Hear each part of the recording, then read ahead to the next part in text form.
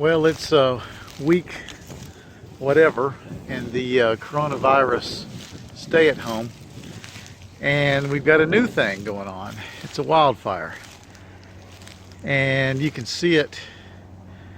You can see it over there. I just drove over. I knew there was a wildfire, but I thought they had it under control yesterday, and then we got an alert on the phones to be prepared to evacuate. It's about 6-7 miles away.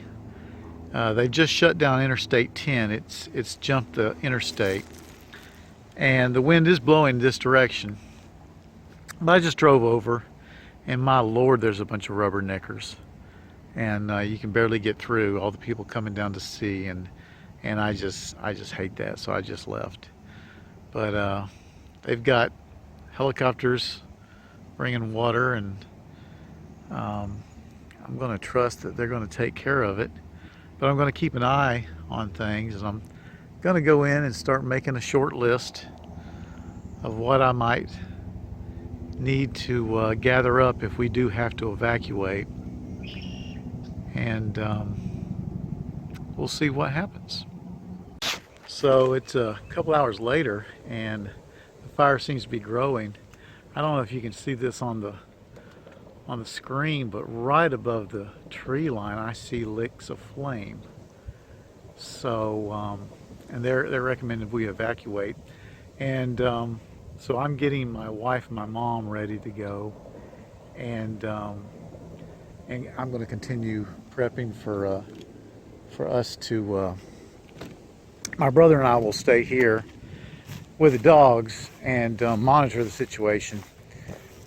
But this is a great time to really look at your preps and realize how prepared you are. And I'm actually taking notes, because there's some things that I would do differently as I pull out the dog carriers and the things like that. As I think about what to do with the chickens, there's some holes in my plans, and there's some plans that I now see need improvement.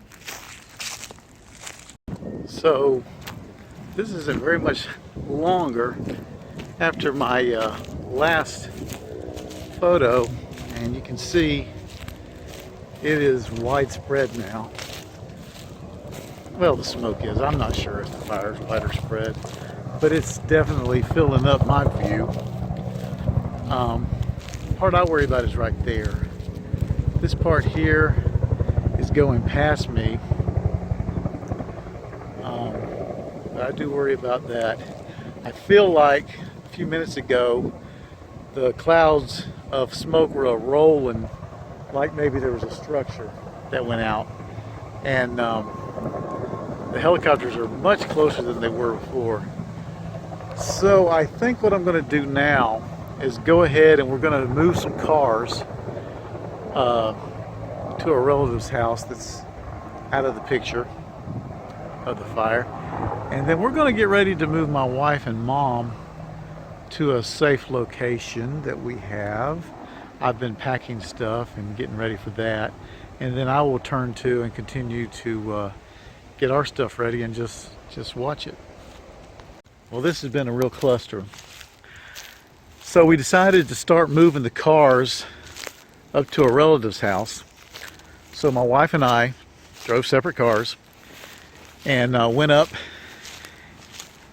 We weren't gone 20 minutes. Came back, highway patrols blocked the road, won't let us in.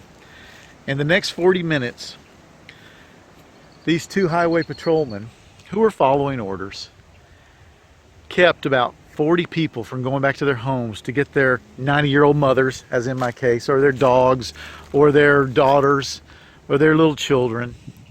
And all they could tell us was call 911. So I called 911.